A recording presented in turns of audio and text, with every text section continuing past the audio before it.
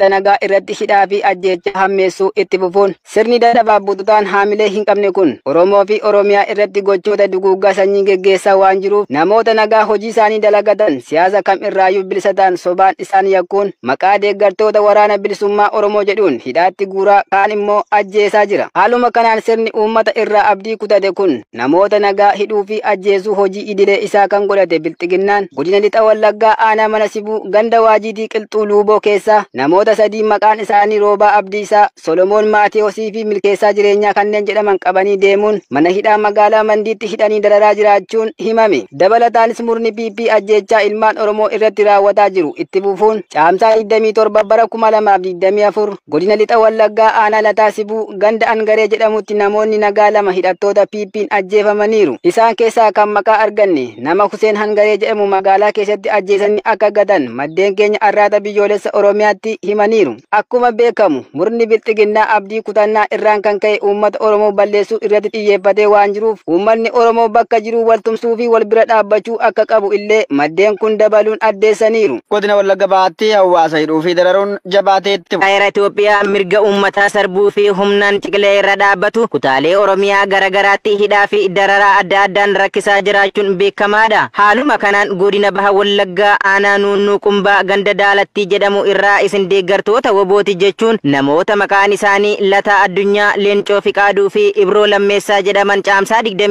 25/2024 badii tokko malee waajjira poolisii aanaa sanaatti hidhanii jiraachuu fi kana duras namoonni kun haaluma wal fakkaatuun dararamaa turuu isaanii jiraattonni gandichaa ONM'if himanii jiru. Akkuma aanichaattu namoonni hedduun gochaa isaanii malee saamicha qabeenyaa qabee hanga jumlaan guuramanii mana hidhaatti darbatamuun hedduu dararamaa jiran murni Bilxiginnaa ammas jireenya isaanii guututti mana hidhaa gochuuf cimsee hojjechaa jiraachuun ni beekama. Godina Harargee Lixaa aanaa Doobbaatti uummata hidhuu fi saamuun itti fufee jira. Muddama hamaa keessa galuun murni Bilxiginnaa xinnaa guddaa osoo hin jenne dararaa hawaasa irraan gahu jabeessuun namoota maatii isaanii hojii qonnaa hojjechuun jiraachisan qabee mana hidhaatti galchee jireenya isaanii mana hidhaa taasisuun maatii beelaaf rakkinaaf saaxilaa jira. Haaluma kanaan lixa Harargee aanaa Odaa Bultumii fi Ciroo keessatti namoonni siyaasa keessaa hin qabne maqaa woboo deeggartuun ragaa qabatamaa hin taaneen qabamanii mana hidhaa keessatti murtii seeraa malee dararamaa akka jiran maddeen himan. Aanaa Odaa Bultum Araddaa Haqabaas keessaa namoota maqaan isaanii Maamudee Idrisoo fi Muhammad Umaree jedhaman maqaa wobootiin yakkuun namoota hojii qonnaa malee siyaasa keessaa harka hin qabne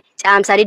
27/2024 maatii isaanirraa qabanii hidhuu jiraattonni arraata biyyoolessa Oromiyaatti himan. Akkasumas aanaa Ciroo magaalaa Ciroo keessatti hidhamtoonni heddummachuu irraa kan ka'e manni hidhaa keessi guutuun namoonni mooraa keessatti hidhamanii roobaaf aduun dararamaa akka jiran maddeen magaalichaa arraata biyyoolessa Oromiyaaf himan. Hidhamtoota kanneen keessa dhukkubsatoonni akka jiran dubbachuun maatiin hidhamtoota kanaas mana yaalaa geeffachuuf gaafatan illee caasaan PP diduun kanneen du'aaf jireenya gidduutti argaman illee akka jiranis dabaluun ibsaniiru. Godina Arsii Bahaa aanaa Roobee Didaa keessatti murni PP namoota nagaadhaan dararaa jiraachuun beekame. Baay'irri tortoraan afaan qawweetti amanu Bilxiginnaan afaaniin badhaadhina faarsaa gochaan daba uummata nagaa irratti hojjetu warra duraan akaakuu fi abaabilee keenya harkaa fi arma muruun taatee dhala namaa irratti raawwatamne irratti raawwachaa tureen garaagarummaa akka hin qabne taateen guyyaa guyyaan Oromiyaa keessatti ta'aa jiru ni mul'isa. Haaluma kanaan uummata nagaa badii tokko malee fedhan hidhuu, ajjeesuu, halkan halkan manaraatii baasuun ajjeesuun murna PP biratti akka qaroominaatti ilaalamuun namoonni nagaan akka horiitti qalamuun dhiigni qulqullootaa guyyaa guyyaan Oromiyaa keessatti jigaa olu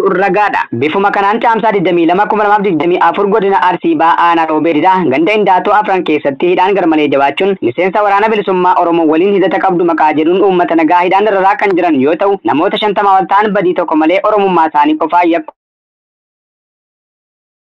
jedhaman keessaa muraasammaaf maqaa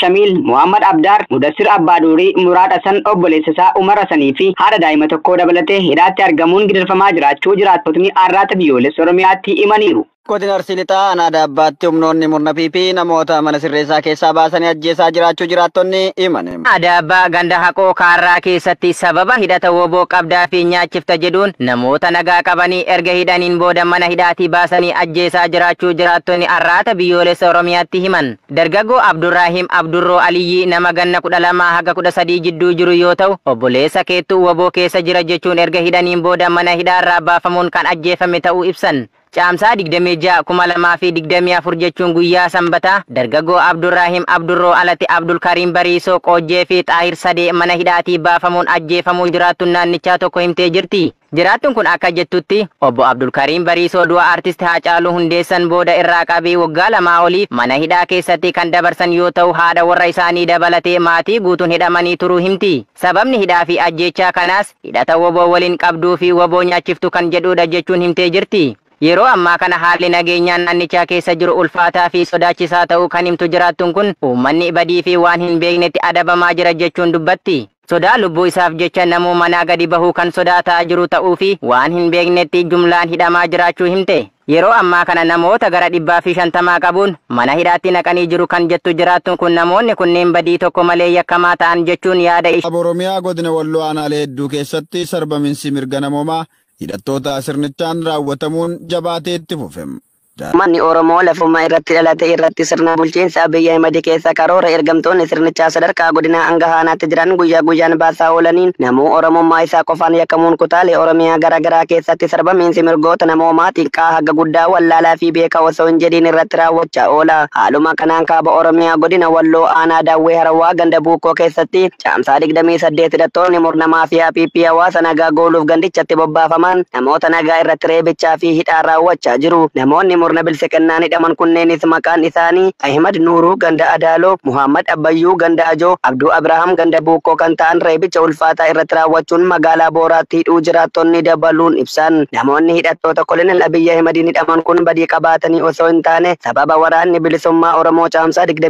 28/2024 waraana faashistii PP irratti bakka Qurqorootaa jedhamutti tarkaanfii fudhatee du'aa fi madoon adabeef kan haleellaa kana irraa hafan qe'ee uummataa keessa deemuun hawaasa nagaa irratti dararrii fi hidhaa akka raawwatan dubbataniiru. Aanaa Jillee Dhumuggaa ganda Hiddaa Biloo keessatti ammoo kaleessuma caamsaa 28 milishoonni sirnichaa uummata ganda sanaatti humna guddaan kan bobbaafaman yommuu ta'u labsii murnichi milishoota kanneen yeroo qe'ee hawaasaatti bobbaasu baaseen namni tokko uummata ganda Hiddaa Biloo keessa jiraatan yoo ajjeese qawwee tokkoo fi qarshii 50,000 badhaasa qabdu jedhuun milishoonni kunneen uummata irraan miidhaa ga'aa turaniiru. Milishoonni kunneenis torbee tokkoof ganda sanatti buufata godhachuun qe'ee hawaasaa keessatti dhukaasaa jiraachuun yoo dubbatamu yeroo ammaa jiraattonni ganda Hiddaa Biloo qe'ee fi qabeenya isaanii gadhiisuun lubbuu isaanii oolfachuuf jecha bosona keessatti beela aduu fi qorraan waadamaa fi jireenya isaanii mancaa akka jiru dubbatameera. Guyyaa kaleessaa caamsaa 28 milishoonni kunneen ganda Abjaa'oo keessaa dargaggoo ganna 18 kan maqaan isaa Adam Abdallaa Hajii jedhamu qabanii hidhuun barameera. Akkasumas aanaa Dugguguruu keessatti caamsaa 28 hidhattoonni sirnichaa ganda Luugoo fi Mataaraa keessatti hawaasa dirqee waltajjii baasuun namoonni waltajjii kana irraa haftanii hidhamtuu fi maallaqa adabamtu jechuun erga baasanii booda namoota maqaan isaanii gurraacha Tamsoo fi Muhammad Ahmad Muhammad Jifii jedhaman qabuun uleedhaan tumanii miidhaa qaamaa irraan ga'uun akka hidhan barameera. Akka jiraattonni ganda Mataaraa ONM dubbise tokko jedhanitti namoonni hidhaman kunneen yakka dalaganii osoo hin taane waltajjii kana yoo haftan hidhamtuu fi qarshii adabamtu waan jedhameef kan dhaqan yoo ta'u yeroo isaan ba'an namoota barbaadaa turre arganne isaan deeggartoota waraana bilisummaa Oromootiin jechuun uleedhaan tumanii qabanii akka deeman dubbatu. Dhugaan lafa jiru garuu namoonni kun hojii qonnaa hojjechuun ofii fi maatii isaanii kan jiraachifatan malee siyaasa kam keessaa qooda akka hin qabne dabaluun dubbataniiru. Oduu reebichaan wal qabatuun ammoo aanuma Jillee Dhumuggaa ganda Hiddaa Biloo fi Yaatuu keessatti milishoonni sirnichaa torbee tokkoof qe'ee hawaasaatti bobba'anii dhukaasa banuun jiraattota qe'ee irraa buqqisaa kan turan yoo ta'u guyyaa har'aa caamsaa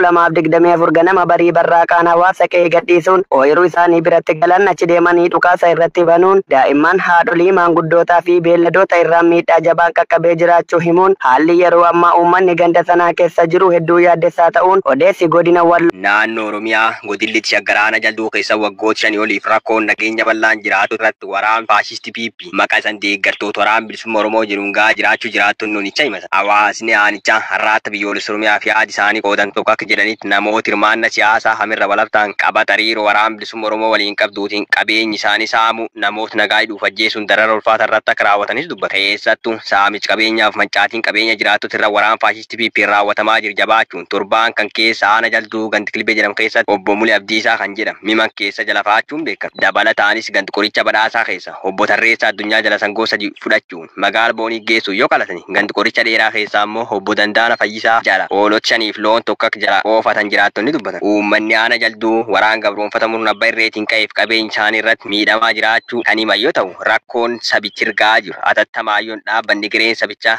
gara badii deemaa jirus dabaluun dubbatan. Koomishiniin mirgoota namoomaa Itoophiyaa ibsa qorannoo kaleessa caamsaa 28 bara 2024 baaseen mirgoonni namoomaa Itoophiyaa keessa akka hin jirre ifoomse. Naannolee Oromiyaatti waraana bilisummaa Oromoo fi waraana mootummaa kan isaan jedhan Biltsiginnaa biyya madiin wal waraanuu fi naannoo Amaaraa keessattis faannoo waliin wal lolaniin namoonni nagaa 100 ol ta'an ajjeefamuu qorannoo isaatiin ifoomseera. Akkasuma naannolee biroo keessattis kanneen akka Somaalee, Sidaamaa, Afaarii fi kanneen biroo keessatti sarbamiinsi mirgoota namoomaa akkuma itti fufetti jira jechuun qorannoo isaa keessatti koomishiniin mirgoota namoomaa Itoophiyaa miidhaalee jiranis ifoomseera. Miidhaalee hawaasa nagaa irratti raawwatamu jedhames ajjeechaa seeraan alaa, miidhaa qaamaa, seeraan ala qabeenya saamuu, hidhaa sababa malee, qeerraa buqqa'uu fi gudeeddiin daraan ammaachuun koomishiniin kun ifoomseera. Miidhaalee kanneeniifis sababoota garaagaraa kaasuun naannoo Amaaraa keessatti ji'a guraandhala 7 hanga caamsaa 13 2024tti namoonni nagaan 28 ajjeefamuu fi Oromiyaa keessattis ji'a muddee 25 2023 hanga ebila 16 namoonni 71 ajjeefamuu ifoomseera. Naannoo Oromiyaatti waraana bilisummaa Oromoo waliin wal waraanuun waggoota lakkoofsisuu kaasuun mariin Taanzaaniyaa Daar es Salaamitti geggeeffame uummanni abdiin eegus walii galtee malee xumuramuus ibseera. Koomishiniin mirgoota namoomaa